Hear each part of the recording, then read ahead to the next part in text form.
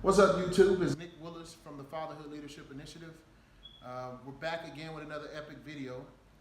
Make sure you like, subscribe, and share with someone else. We're going to continue with this concept of the top 10. We're going to keep with that because last time we came, we hit the top 10 mistakes fathers make. This time we're going to stick with that, but we're going to do the top 10 things fathers should say to their children.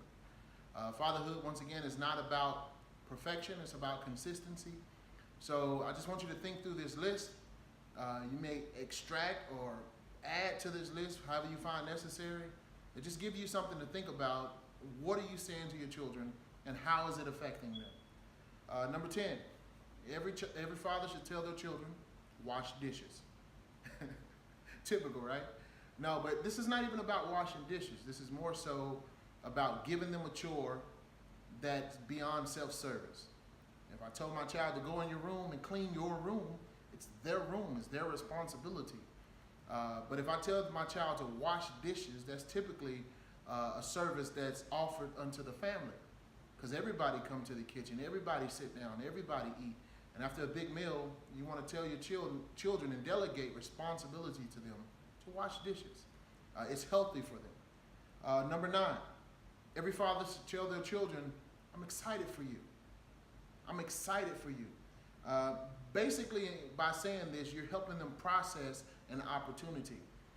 Children come face to face with situations every single day that they really don't like. I don't want to do that. I don't like doing that, so I'm not going to do it. But being able to really point out an opportunity in a situation can really take them to the next level. For example, go outside and rake the leaves. Well, you go outside, they rake the leaves, and all of a sudden you go outside and you say, look around. Everybody on this block, their leaves need to be raked.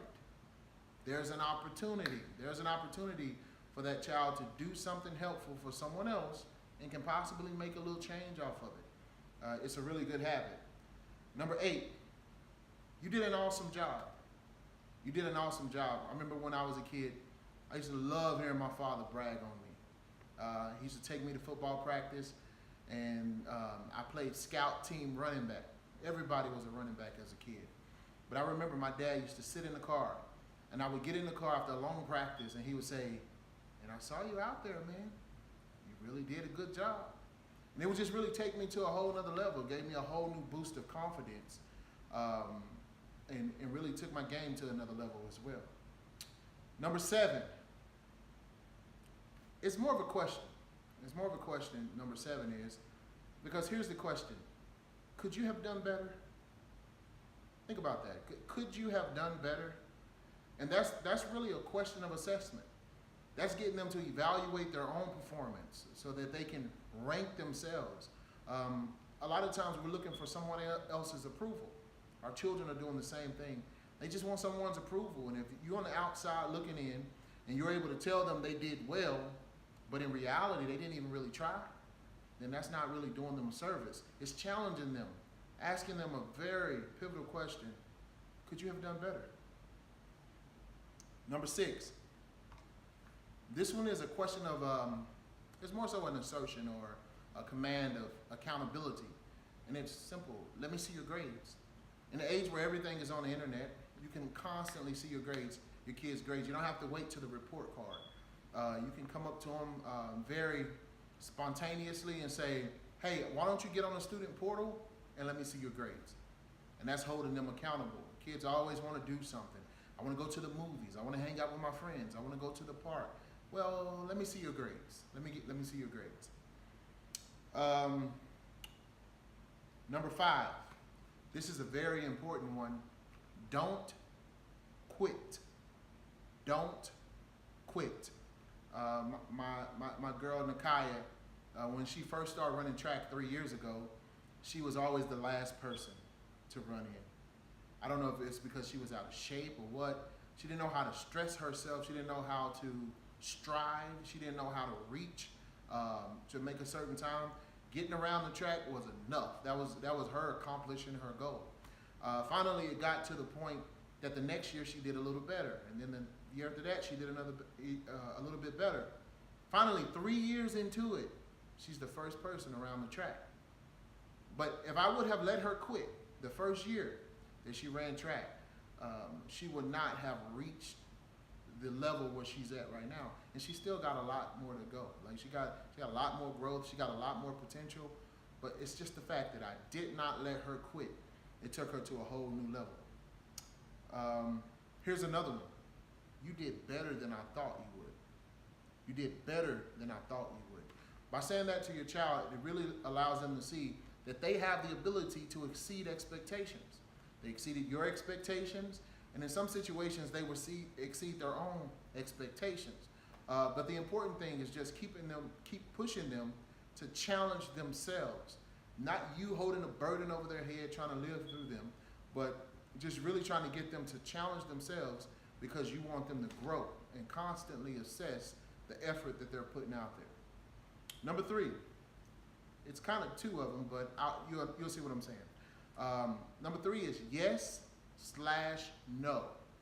Basically, you say yes to the right things and you say no to the wrong things. What happens when you do this? Well, your child get a little older and they begin to make decisions and they learn how to say yes to the right things and no to the wrong things. We're human. We will make mistakes, but it's cool. You don't want to get into the pattern of making bad decisions. Therefore, as a parent, you don't want to get into the habit or the pattern of helping them make bad decisions as well. And this goes back to, candy, chips, all that type stuff. There's consequences for that. There's consequences. When you get older, like me, that stuff catch up with you. Number 2, I was wrong. If you really want your child to take responsibility, then you have to take responsibility as well. Your kid is constantly observing you. They're looking for inconsistencies because you're so tough on them. But every now and then it's okay when the time is appropriate to pull them to the side and say, hey, I just want you to know I was wrong. This is how I was wrong. And if I get that opportunity, this is what I would do different. This shows that you are taking responsibility for your wrong decisions and you're giving them an opportunity to hold you accountable. Too many times we make the mistake of trying to dictate everything in their lives, but then when it comes to us, we don't even allow them to hold us accountable. It ruins relationships. Number 1, drum roll, please. The number 1 thing every father should say to their children is, I love you. If you're watching this video, just think, what if your father would have told you that they love you more than what they did? And some people, they may have never heard from their father, I love you. So fathers, you got to make sure that you tell your kids you love them, because we live in the world where we don't really teach people how to love. We don't really teach people, our children, how to love. We really just show them how not to hate. And that's destructive within itself.